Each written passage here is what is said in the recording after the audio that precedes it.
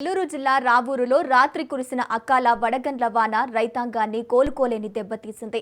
నియోజకవర్గ వ్యాప్తంగా సుమారు 300 ఎకరాల్లో సాగు చేసిన వరి పంట పూర్తిగా నేలపాలవ్వడంతో రైతులు కన్నీరు మున్నీరు అవుతున్నారు.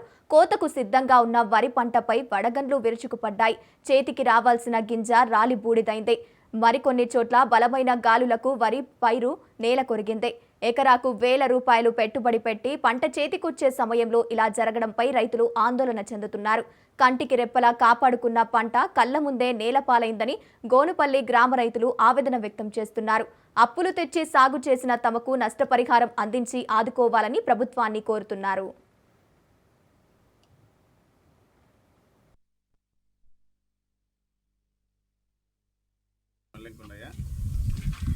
గోనుపల్లి గ్రామం, రాపూర్ మండలం, నెల్లూరు డిస్టిక్.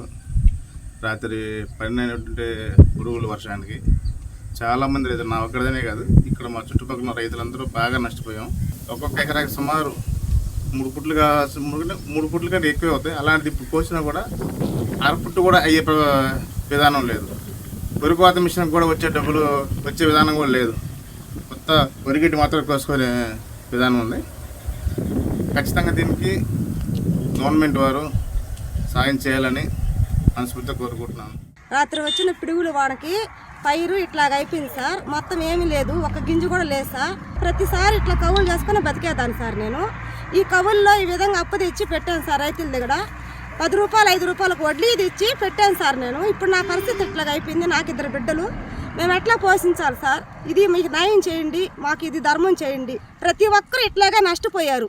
అప్పులు తెచ్చి పెట్టుకున్నారు సార్. మేమంతా పేద సాధవాళ్ళమే సార్. మేము ఏదైనా ముందు తెచ్చుకొని చచ్చిపోయేంత స్థితిలో వచ్చాము సార్. రైతులకి ఈ విధంగా అప్పు తెచ్చాము, వాళ్ళు వచ్చి మా ఇంటి మీద పడ్డారు. మేము ఎక్కడ తెచ్చి అప్పు తెచ్చి తీరవాలి సార్ వాళ్ళకి. ఇప్పుడు గాలివాన వర్షాలు వచ్చినా, ఈ రాత్రి వచ్చిన గాలివాన అయితే మేము ఇంతవరకు లైఫ్లో చూడలేదు. వచ్చిన గాలివానకి రేకులు, పొలాలు, పైరు, నిమ్మ చెట్టుతో కూడా కింద పైకి తల కింద అయిపోతుంది.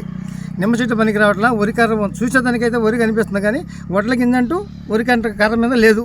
ఇంకా దాన్ని గవర్నమెంట్ వారు ఏదైనా దయదలిచి మాకు ఏదైనా న్యాయం చేస్తే మేము ఏదైనా బతికేదానికి అవకాశం ఉంటుంది. లేకపోతే ఒక నిమ్మ చెట్టు పెట్టినవాడు బయటపడేవాడు కాదు, పైరు పెట్టినవాడే ఒకటి బయటపడడం. మొత్తం ఈ విధంగా నాశనం అయిపోయి గందరగోళం అయిపోయింది. 6 ఎకరాల పైరు ఏమీ లేదు సార్. చెప్పాలన్నా బాధ వస్తుంది. గవర్నమెంట్ తరఫున ఏదో సహాయం చేసేటట్టుగా చేయండి సార్. మీరు నేను చెప్పలేమన్నాను సార్. నోటి సార్ అసలుకి ఆ బిడ్డలు నోటికెడితే పోయింది సార్. నిమ్మకాయలు అంటే రాలిపోయినాయి, ఏమీ లేవు. నిమ్మపిందులతో కూడా రాలిపోయాడు సార్. నిమ్మ తట్ల కూడా చూడండి, ఈ పైరు చూస్తే ఇట్ట అయిపోయింది. దానికి ఏదో మీరు సహాయం చేసేటట్టుగా చూడండి సార్. ప్రభుత్వం సహాయం చేసేటట్టుగా